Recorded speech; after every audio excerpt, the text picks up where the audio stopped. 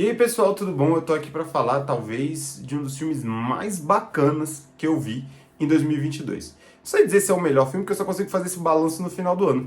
Mas com certeza eu posso falar uma coisa aqui, e que talvez seja polêmica, e que muita gente abandone esse vídeo, por favor não faça isso, quando eu falar isso aqui. Mas eu tenho quase certeza absoluta que é melhor que todos os filmes da Marvel que eu vi até agora em 2022. Porque eu ainda não vi Pantera Negra Wakanda pra sempre, então pode ser que isso mude.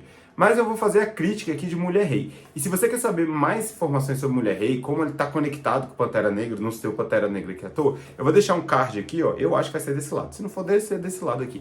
Pra você ir lá assistir, como eu falo, que as Dora Milaje, aquelas guerreiras incríveis de Wakanda, foram inspiradas nas Agoji, que é o que eu vou comentar pra vocês aqui, que são das personagens de Mulher Rei, filme com Viola Davis, que estreia essa quinta-feira, 21 de setembro, nos cinemas do Brasil. É isso aí, pessoal. Bora nessa?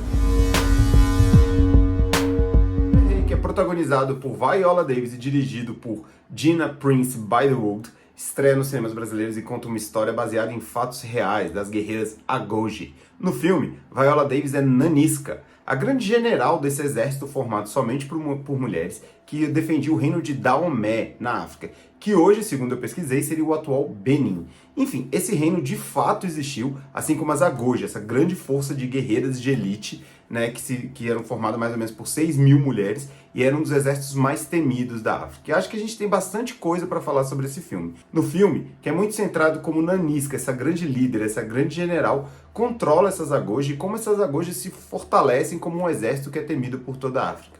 Porém, eu acho que o filme tem várias camadas que a gente pode ir dissecando elas assim, que são muito interessantes. Eu queria começar primeiro falando sobre uma que eu acho muito importante. No imaginário, sobretudo no imaginário da cultura pop, a África, via de regra, é retratada como um lugar de muita miséria, de muita fome, de muita desgraça. E quando a gente olha para trás, então, para contar a história, sobretudo passando por períodos no qual a África foi vítima de colonização e de exploração de escravos, esse olhar meio como a África era um lugar completamente miserável, que foi, aspas, viu gente, salva pelo homem branco, é muito presente. E Mulher Rei traz um pouco da realidade, né, do que a historiografia já mostrou. A historiografia mostra que a África, nesse período, né, no filme se passa especificamente em 1800, então mais ou menos no século XIX, a África, nesse período, ela era uma nação que tinha reinos muito ricos, como, por exemplo, o reino de Daomé, que era governado pelo rei Gezo, que no filme, só por um detalhe, é o John Boyega, que baita ator também, né? Um elenco sensacional, com Viola Davis e John Boyega. Mas enfim, o reino de Daomé era um reino rico que tinha muito dinheiro, tinha muitas posses, e esse dinheiro também vinha do tráfico humano, ou seja, também vinha da venda de cativos para serem comercializados como escravos para europeus e também para o Brasil, né? Lembrando que o Brasil foi um dos países, se não o mais, mas um dos que mais recebeu negros da África para o trabalho escravo.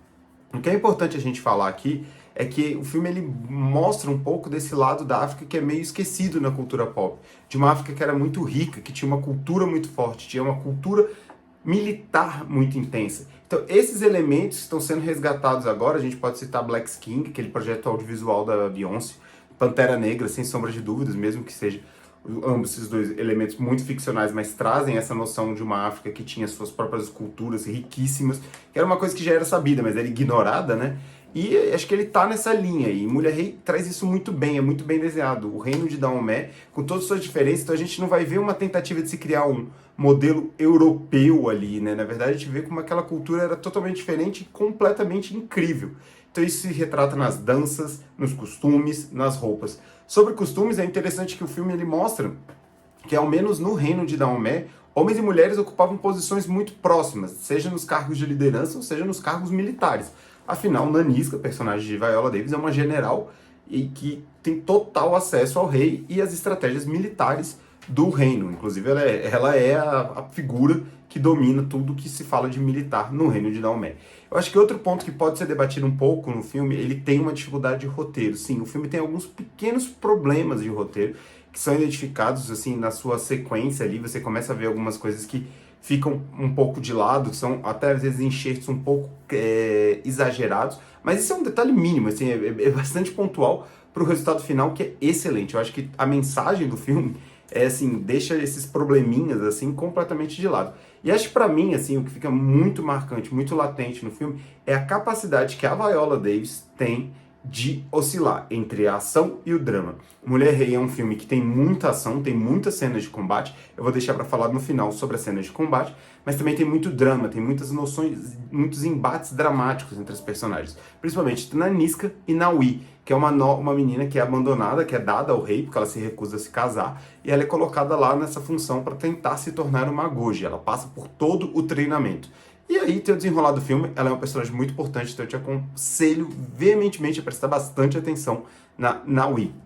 E eu acho que isso é um ponto muito interessante. A Viola Davis, ela oscila o tempo todo entre quando ela precisa entregar uma performance de ação, mesmo que isso não seja um elemento muito característico da trajetória da atriz, ela entrega muito bem, e quando ela precisa entregar um momento de drama, aí ela nada de braçada, né? Ela é sensacional. John Boyega no papel do rei também entrega um papel muito interessante. E aqui para os brasileiros tem dois personagens que são brasileiros, mas talvez se incomode um pouco porque eles falam com sotaque português. Historicamente isso não é algo extremamente impreciso, dado que naquela época o sotaque português no Brasil era muito forte, porque afinal de contas a gente o filme se passa em 1863, se eu não me engano. Então ali a gente tinha o quê? 30 anos de independência, né? A independência foi em 1822. Então, porque o sotaque português no Brasil era algo extremamente comum. Agora eu quero falar um pouquinho das cenas de ação, porque aqui eu acho que talvez seja uma das coisas mais interessantes que a diretora, né, a Gina Prince Bythewood, traz aí pro filme, que eu achei bem legal. Nos primeiros momentos do filme eu estava um pouco incomodado com as primeiras sequências de ação. Logo no comecinho do filme, as Agoji, elas se escondem no mato e elas chegam silenciosamente para enfrentar uns outros exércitos, né, que fazem parte do Império Oyo, que é o grande inimigo do reino de Daomé. Elas chegam silenciosamente, aí elas levantam, entoam seus gritos de guerra completamente diferentes. Aqui eu queria fazer um parênteses, né? Porque eu sei que vai ter muita gente falando, nossa, esses gritos são gritos e tal. Qual a diferença dos gritos que são feitos lá para For the King, como a gente vê em todas as séries medievais aí. Mas enfim, aí elas vão, atacam lá o vilarejo, tem um confronto. E nesse primeiro confronto eu lembro que me impactou um pouco, porque eu não vi muita brutalidade. Assim, perdão, vou até reformular. O ataque é extremamente brutal, né? Como toda guerra, mas não tem aquela coisa meio gore, sabe? Aquela cena da violência explícita, como tem muito em O Homem do Norte. E imediatamente eu me comparei, assim, falei, nossa, pô, no Homem do Norte a gente vê tanta violência, né? Tanto embate, tanto confronto e tal, e aqui a gente não tá vendo isso. E rapidamente eu entendi o motivo, rapidamente não, mas ali na metade pro final do filme eu consegui compreender isso, que isso é uma escolha da diretora em retratar a violência. Você vê a brutalidade, você vê que aquilo é uma ação muito cruel, mas você não precisa ser tão explícito.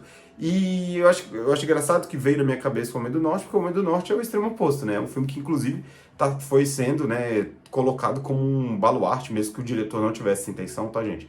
Como um baluarte de supremacistas brancos. Então eu acho que quando ela vai mostrar essa diferença, né, essa distinção aí, desse olhar estético pro filme, ela vai muito bem. E eu achei isso uma das melhores coisas de Mulher Rei. Só para terminar aqui esse vídeo, eu acho também que vale a pena a gente falar sobre a coragem que Mulher Rei tem de tocar num ponto que pode ser usado deturpadamente por grupos que, enfim, né, vocês imaginam que tipo de grupo é esse. Mas é o fato de que sim, alguns reinos africanos, eles fizeram parte, né, inclusive foi uma crítica que foi colocada por algumas pessoas, né, em matérias que eu li na imprensa norte-americana. Alguns reinos da África, eles eram sim parte do esquema de tráfico de pessoas. Eles vendiam captivos de outras tribos, outros reinos, para mercadores europeus ou mesmo brasileiros que levavam essas pessoas para serem escravizadas em lugares na América, principalmente. Agora, vale a pena pontuar que no filme se mostra, e eu li sobre o historiador, eu até anotei o nome dele aqui, o Leonard Wachenko. Ele fala isso, que o reino de Daomé, especificamente, ele de fato fazia isso, ele vendeu captivos, só que logo quando o rei Gezo, tem que anotar aqui, né, gente, pelo amor de Deus, o rei Gezo assume, uma das principais propostas baseadas na orientação dessa sua general, que é mostrado no filme, é a Nanisca, é encerrar o tráfico de pessoas. Então isso também é mostrado no filme, é abordado com coragem e muita sensibilidade. Resumindo, eu acho que Mulher Rei é um dos filmes mais interessantes que eu vi agora em 2022. Certamente melhor que todos os filmes da Marvel que eu vi. Eu tô falando isso, além delas serem sido inspirações para Pantera Negra, né, para Dora Milaje. Também porque tem um elemento de filme de herói nesse filme, né? Ela é uma super-heroína, a Nanisca, né? Mesmo que ela não tenha superpoderes, mas ela é uma heroína de grande combate e tal.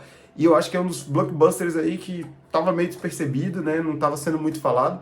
E me surpreendeu muito, muito mesmo. E acho que merece demais a sua atenção. Se você puder ver no cinema, te indico, porque vale a pena. É isso, pessoal. Não deixe de se inscrever aqui no canal, deixar um like nesse vídeo, por favor, e, é claro, ativar o sininho para você ficar sabendo por tudo.